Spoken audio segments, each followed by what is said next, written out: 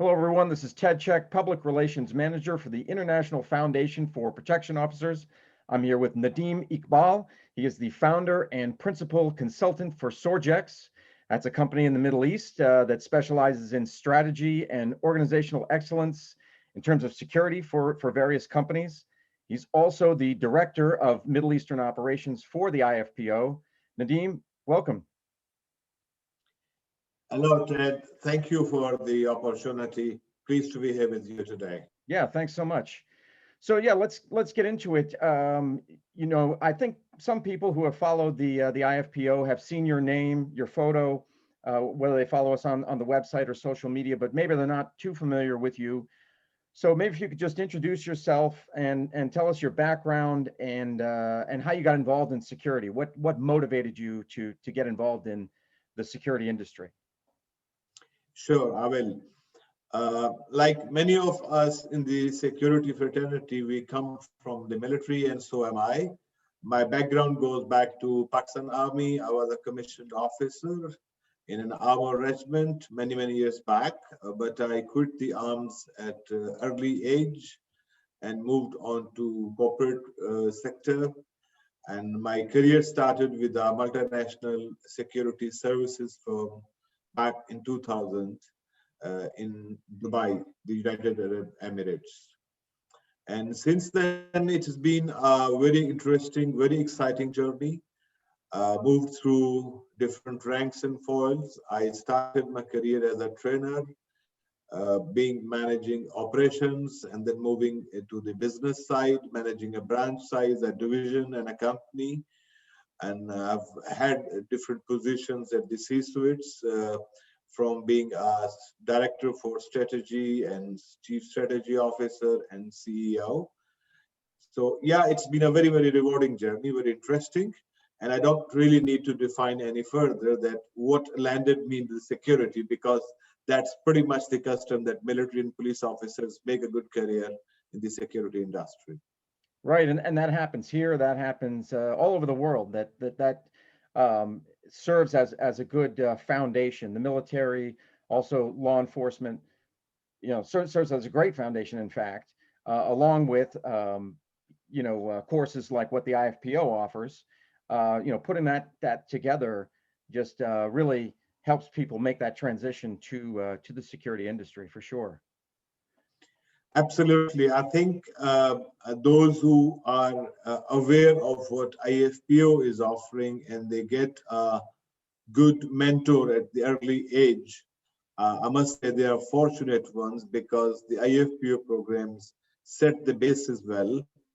And then obviously sky is the limit. One can always grow himself depending on the demand of the job, i.e. in a specific segment of the industry, or you could go on overarching corporate security management programs. And I'm sure you will allow me to talk further on that later in the discussions. Absolutely. Now, Nadeem, I said that you are the director of Middle Eastern operations, and I think to a lot of people, the Middle East is kind of a vast area that maybe they're not too familiar with. Where in the Middle East? You mentioned Pakistan, you mentioned UAE. Where else in the Middle East have you operated in various positions in security? Right. Ted, to be fair, Pakistan really does not fall in the Middle East in most of the connotations. People usually see Pakistan, India, or as the subcontinent in the Southeast Asia. Asia, okay. Middle East, besides these two countries, is about 17 different countries, 411 million people. So it's quite a broad area. Yeah. Predominantly, I have stayed in the Gulf more. Excuse me. I must say, Arabian Gulf, which includes Saudi Arabia, United Arab Emirates, Qatar, Oman, Bahrain, and Kuwait. That's the Arabian Gulf. But besides that, working on different assignments, I have traveled on behalf of my employers into different countries. either helping associates or other operating companies in some of the projects. So to get more specific, I'm currently based in Saudi Arabia. My office in the company is in Dubai, but I'm on a consulting assignment in Saudi Arabia that started a year and a half back. And then the COVID got us. So yeah, the travels and all got restricted a bit, but I frequently travel between UAE and Saudi Arabia. Great, great. And I wanted to ask you about Sorgex. How soon after you left the military did you found the company? Was there a period where you were working? It sounded like from your description before that you were working for another company or maybe several companies and gaining experience, and then decided to set out on your own and found your own company, like what a lot of people do in other parts of the world. They gain experience and then they say, nope, I want to start my own company. Right. Ted, actually, I was a bit careful not to name the organization, but I remain thankful to G4S. That's where most of my working career in the corporate security past. I started with them in 2000 and kept about 12 years work with them, and then moved on to other companies in Qatar, back into the UAE, and I had few assignments in between to Sri Lanka, to Pakistan, in Saudi Arabia, all on behalf of G4S. So that gave me a lot of ability to move around, mix with different people, different cultures, see variety of industries and their specific challenges. Sorgex is only about 2 years old, solo flight. I actually worked for quite some time managing profit and loss in the companies, managing business units, business divisions, even a company size. Then came up a stage where I just was not feeling myself fulfilled with what I wanted to do in life. Somehow the other, training, facilitation, and delivery has been kind of in the DNA. So I started my own company, trying to put a platform specifically aimed to help security and facilities management firms. So in that quest, when I say Sorgex is strategy and organizational excellence, our focused clientele is security industry and the facilities management firms. Great. And you mentioned not feeling fulfilled at one point in your career, and I think a lot of people kind of reach that point. But the advantage or the good thing about security is it's so vast, it's so wide. There's so many things that you can get involved in within the security industry, that you can find your way, you can find your path within that. And it sounds like you did just that after gaining a wealth of experience working for other folks. You kind of found your path. Exactly. Look, that's a very interesting point that you made. And that's why I said earlier that I will talk about the certification programs. During my career, when I was on the business side, I did not do much of the certifications. Yes, there were on-the-job programs offered by the employers, which is security risk assessments, managing customer relations, managing people, etc. But came a stage in life when I felt that I must diversify myself more into hardcore security consulting. So I followed up a program from ASIS International, which is Certified Protection Professional. Prior to that, I had done CPO and CPOI from IFPO. From the IFPO. Obviously, from many years back, I had done a certificate program from Security Institute in the UK. And at this stage in time, I started diversifying myself into business continuity and crisis management. So today, I sit very confident and comfortable that I have skills in 4 specific domains of security, which is physical security, business continuity and crisis management, managing the security guard force operations, and the customer side of it. But in addition to that, the other programs that I followed is project management professional, and that helped me executing the business strategies for different organizations as part of my previous jobs. And I felt that all the security folks who either made a transition or just moved up the ranks, there always is a shortage of skills, which is business enablers. They might know a lot about security, about the CCTVs, about the access controls, but when it comes to business enabling skills, focus does not go there for most security folks. So Right. I did that. So I'm a project management professional for strategy execution. I'm a balanced scorecard professional, KPI professional, which helps the performance management of security programs, articulating key performance areas and indicators. And I'm also a lead auditor and lead implementer for business continuity management systems and the quality management system. So that diversity, which I had gained mostly because of the demand of my jobs, I am putting my efforts to develop programs for young security officers and mix them up with the foundational level security programs. So as they go along, they get a bit of awareness into other side of personal development skills. And as they go higher in their positions and their job requirements, then they go on more focused programs. Does that sort of answer your question to some extent? Oh yeah, absolutely. And I was just recalling that we had at least one story, if not more than one, about just that. You had a group of individuals or several groups of individuals that you were kind of under your tutelage, if you will. You were putting them through some programs through your company, and yeah, that's I think that's fantastic. That they're becoming well-rounded, because yeah, as you say, you can be in security for a long time, but maybe you don't have the business acumen. You're not thinking along those lines.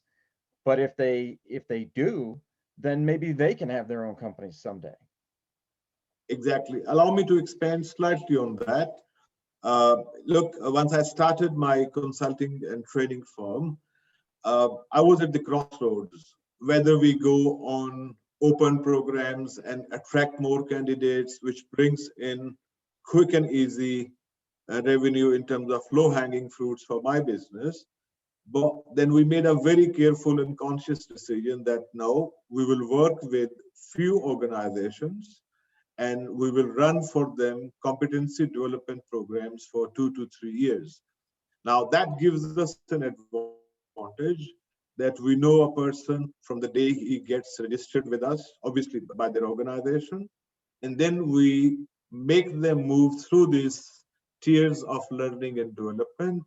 We inject exercises knowing that what the weaknesses of those people are, or what are the more demanding areas in their job. So we then mentor each individual in that specific area, and up till a certain time, once we have given them that knowledge and skills, we also recommend back to the organizations that they should do cross-functional training. So if I work today in the guard force management, year down the line, I should be more on the response side.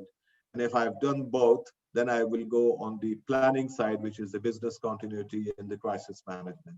So that was the whole philosophy we followed of developing people through a structured approach and a program of 2 to 3 years. But obviously, the changing environment around us, especially what happened with the pandemic last year, we had to check ourselves, because not only learners could not come to the classrooms, the trainers couldn't reach where they had to, organizations couldn't split that many people to be in one place. Right. So we then had to sort of go back and disrupt our own business model with something which is even more interesting, and I'll talk on that a bit later. Okay, and Nadeem, something that just came to mind. You're talking about what sounds like a very thorough, complex security model. And I think a lot of people, just through lack of education, lack of information about the Middle East, especially here in North America, probably look at the Middle East and say, "Whoa, it's just wild over there. There's no organization. It's just I wouldn't want to go over there because I'd be afraid for my life." But this sounds very counter to that. This sounds like there are definitely people like you, very intelligent and doing a lot of things, making a lot of moves to make sure that things are secure within the Middle East. Thank you for being generous and calling me intelligent. I don't think I am, but I think I have been. I've been a smart reader of the changing dynamics. As you said, Middle East, the concept of Middle East to most of the people is that it's developing countries, very complex environment, and it is indeed complex. Allow me to explain that. I'm in the UAE, people from 180 countries. So imagine the cultural diversity, their languages, their business practices, ethos, and obviously it is the government here who have developed slow and steady migration programs for people, migration per se, in terms of their cultural heritage. So once they come in here, no matter where they come from, they start getting absorbed with the system around here. Pretty much like UAE or the other Gulf countries. Yes, because the Middle East per se is about 17 countries. There are few which are very rich, very advanced, pretty much like any other advanced world countries. And then there are few which are struggling. We had to make very diligent study that what programs we can offer, which part of the Middle East, because somebody in the UAE would be very reasonable to pay, let's say 300 US for a program, but the same amount is quite difficult to be paid by somebody who is in a developing nation. Right. So we had to really pick and choose our programs, because at the end of the day, my motto and my team who work with me, we're all focused on developing people, making knowledge easily accessible to them. And when we say easily, it's not only through the media of the knowledge being available, it's also how easily they can afford. Right. Very good. Yeah, makes a lot of sense. And another thing I wanted to ask you was, your company Sorgex and the IFPO. Excuse me. What is the integration there? What is the relationship between the two? Look, I'll say something to my favor or my company's favor. We call ourselves as pretty much an extension of IFPO, because the agenda, the long-term business strategy is exactly the same, that we would operate to support people who are on the track of self-development and learning. That being said, I'm careful not to make a sweeping statement, but generally organizations are not very easy to get convinced and spend on people's development. Yes, there is a requirement and organizations do that, but we wanted to create a platform where anybody can get up and say, look, I want to specialize in a specific area. IFPO has variety of programs for different levels, and then we do mentoring of people. We give them self-assessment tests. So once they have done a test by themselves, we are then able to say, look, your physical security is good enough. You probably need to learn more on the management side. So that's the kind of relationship we have in terms of business ethos and objectives. But I've been a staunch supporter of IFPO. I've been working for IFPO as a volunteer for good about 10 years now, as a trainer, as a proctor, And now in my recent stint as a company owner, I provide education and training as one of the three service areas of my company. What would Nadeem? What would you say? What would your advice be to someone who has no experience in security and in the Middle East specifically, and but they have an interest. They have no experience, but they have an interest. They want to break into the industry. They want to get started. What would you say to them? What would be your advice? Look, it is difficult to make one statement for the Middle East in general because some of the countries in the Middle East, they have the regulators in place.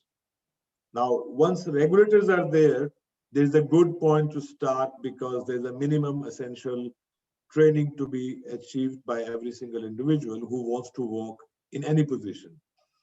And then there are a few countries where there's no regulation and the industry by itself is still struggling as compared to the modern world.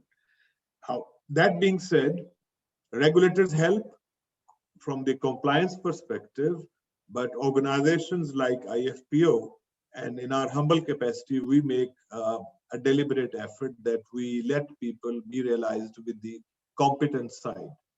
Obviously, security industry is somewhere where people come in. Not many come by choice. Some come by circumstances or just an opportunity coming their way. But I've seen more than, and I can count on my hands, a lot of people who actually grew up with the security and then moved to the other cross functions, facilities management being one discipline where a lot of security professionals make their way up the chain. Okay.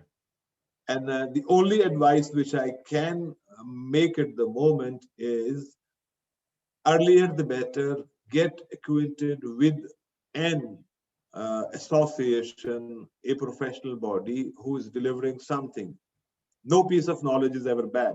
So no matter if they started a very, very primitive learning program, there would be essentially a scaling up opportunity, if not with the same association or body, maybe with somebody else.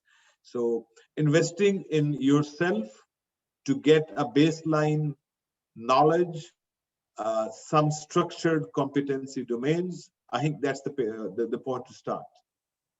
And what about, I think you had mentioned this earlier on in this interview, kind of more human qualities like personal qualities like determination, just having the will to succeed, being disciplined.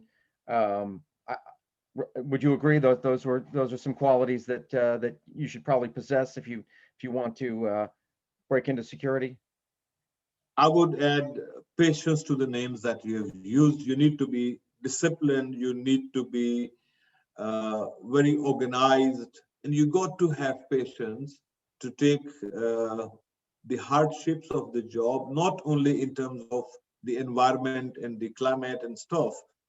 One of the hardships is that many of those people land up doing the same job every single day. And some of those, they do not take a regular break every week because they're away from their homes. Allow me to make a mention that in the Gulf region, most of the security officers, the frontline security officers, are not from the same countries. They come in from the developing countries looking for a job here. Obviously, they're not with their families, so they live in staff accommodations, which are pretty much like military barracks. So it's all very, very, very little to do. All the guys, the same routine, same thing. So they got to have that patience to wear the smile or maintain the smile, even when they just can't.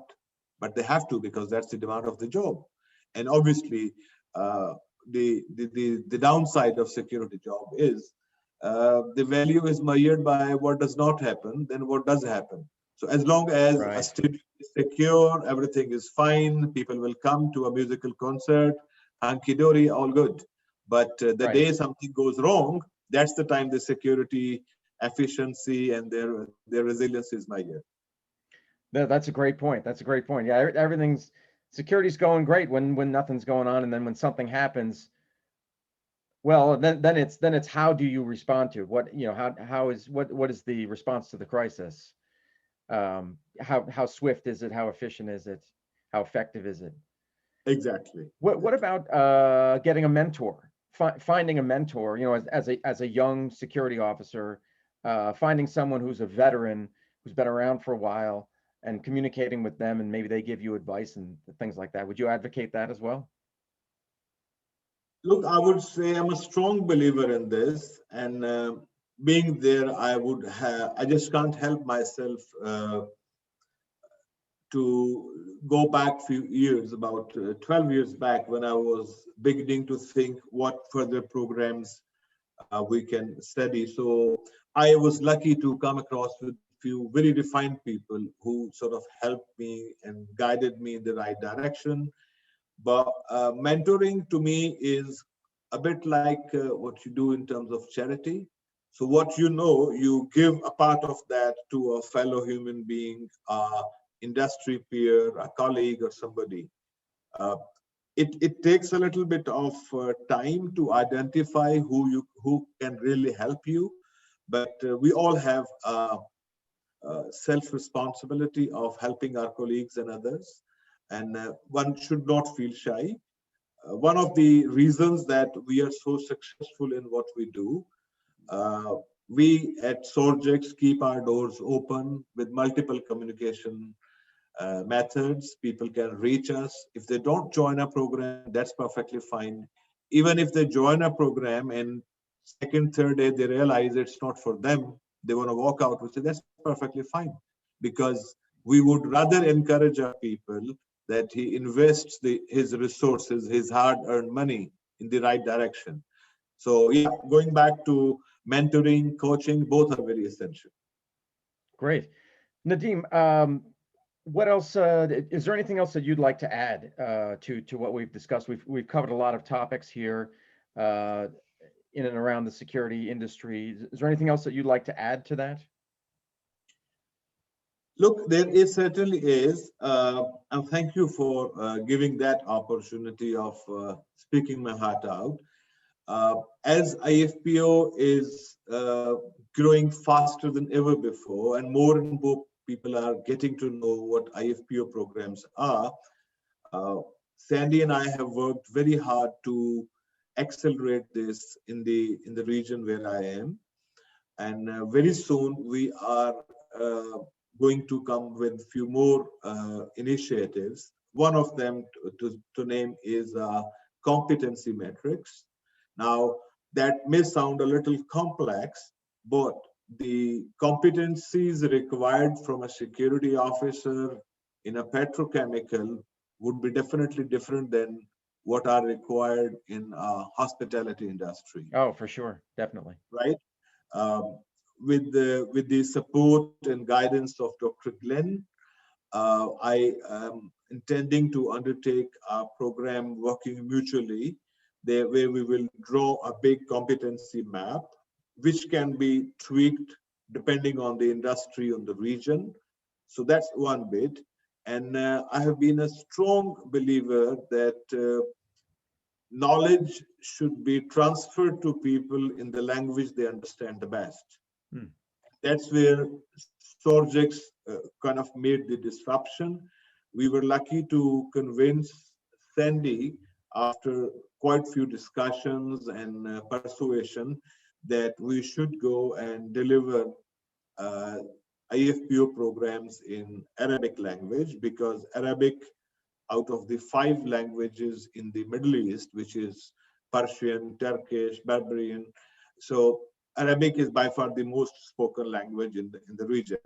Right. So that was approved as a case. We spent last year putting together a lot of efforts into translation, reviewing those and peer reviews, and again, getting them in a shape that the learners would want to see and it is appealing to them. So that was a great success, and thank you Yeah. to PO. We are there. By the end of this year, we will start the second program, which is CSSM, also in Arabic language. And one last thing, again, making it easy, the English programs, we have made those modular, because obviously the crowd here struggles with the language. So we did not want them to become unsuccessful and demotivated in their development drives just because they don't know the language well. So we did this bit and we brought in the modular programs. So instead of them studying the entire book at one time, we have made 4 different modules of it. And that is basically helping people, more specifically those who take the programs through the virtual instructor-led programs. Now, I'm sure you're going to ask me what that virtual instructor-led program. One of the learnings that we had from the COVID last year, that people were stranded to go to the classrooms or the venues like hotels and conference halls. So we took that initiative of presenting CPO through the virtual instructor-led training programs. Right. I remember posting that on the IFPO website and social media, that specific program right there that you're mentioning, the virtual modular instruction. So Exactly. I'm glad to hear that it was a success. It has been a great success. We've got 3 different versions of it. We've got a weekend version where people can spend 4 hours every off day of the weekend. It's for those who are lucky to have the weekend. For those whose schedules are in shifts and they just cannot, so they have the option to join us in the Flex program. And Flex program is that they come in, they do a module, and then their shift rotation changes, but they want to come back 3 weeks later. So they can come and do the second module in the second program. So we run programs parallel to each other. So that just to give people an opportunity that there are minimum barriers which can keep them away from the pursuit of their personal objectives.